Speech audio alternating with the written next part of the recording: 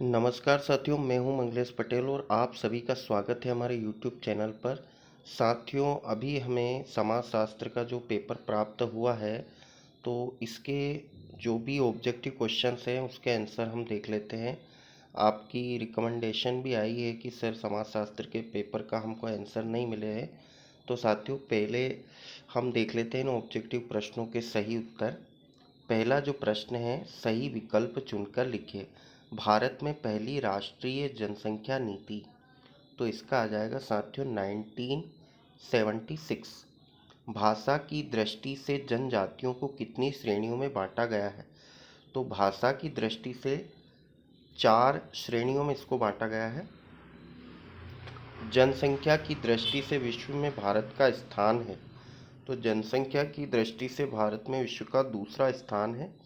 नगरीकरण का सामाजिक प्रभाव है, नगरीकरण का सामाजिक प्रभाव है आवास समस्या, अपराधों में वृद्धि और प्रदूषण, तो उपयुक्त सभी आ जाएगा इसमें।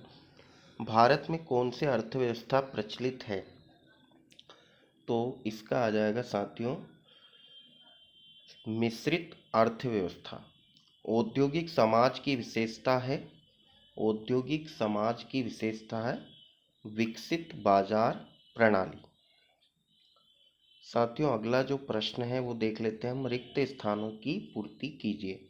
जनसंख्या के विज्ञान को कहा जाता है, तो जनसंख्या के विज्ञान को अगर हम देखें तो अंग्रेजी में इसको जो है डेमोग्राफी कहते हैं, और हिंदी में अगर हम देखें तो इसका आंसर हो जाएगा जनसांख्यिकी।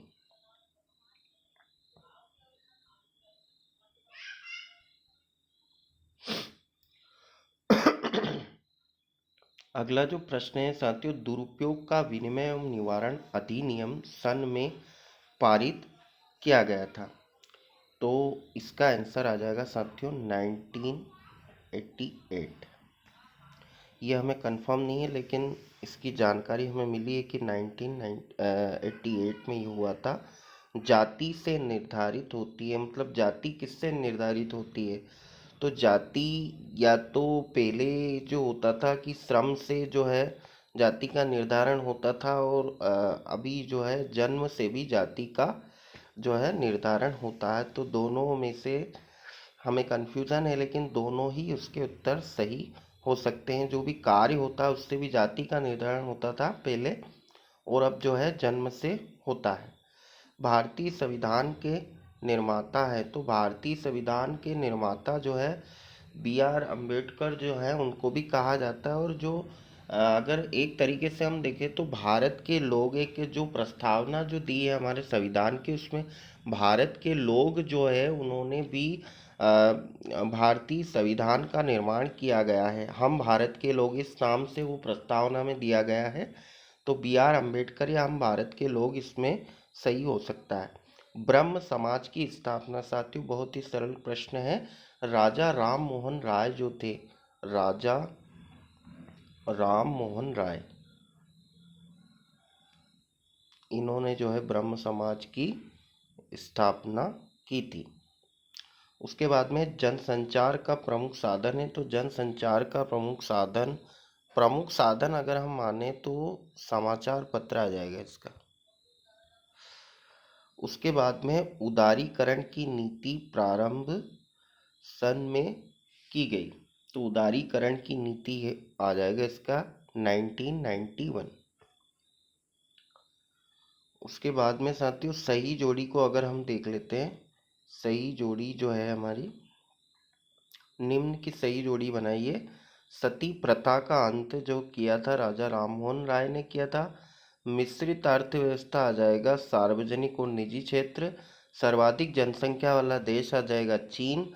संयुक्त परिवार का मुखिया जो होता है उसको हम कर्ता कह सकते हैं। राष्ट्रीय स्वास्थ्य नीति ये आ जाएगा इसका 2017। विविध भारती का आकाशवाणी में विलय, इसका आ जाएगा 1957।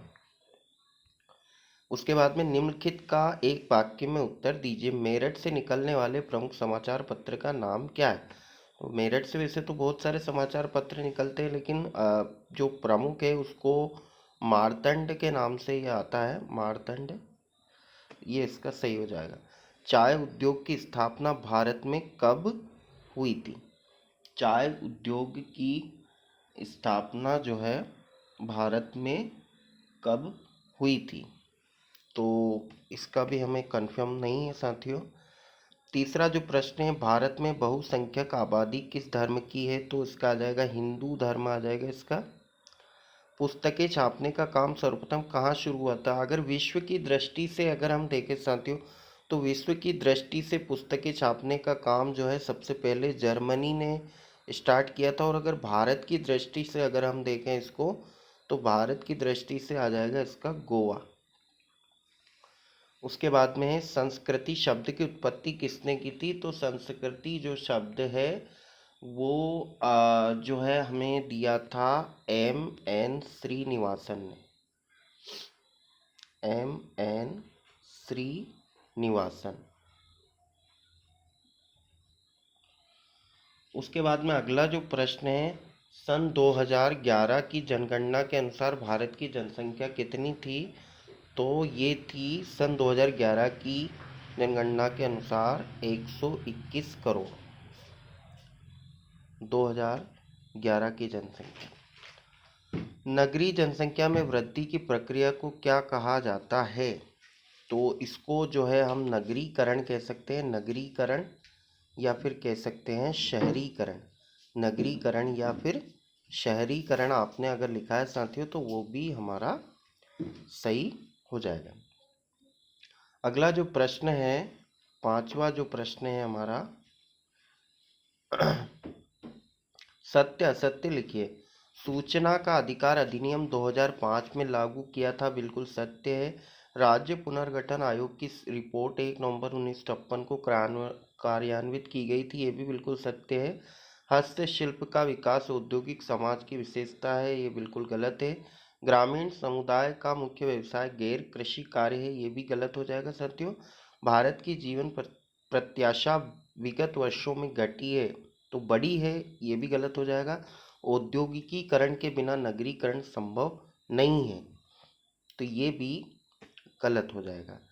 तो साथियों, अभी अगर आप हमारे चैनल पर नए हैं तो हमारे चैनल को ज़रूर सब्सक्राइब करें। अगर आपको वीडियो अच्छा लगा है तो इसे ज़्यादा से ज़्यादा लाइक करें, शेयर करें, ताकि सही आंसर जो है सभी छात्रों को प्राप्त हो सके। आप सभी का बहुत बहुत धन्यवाद।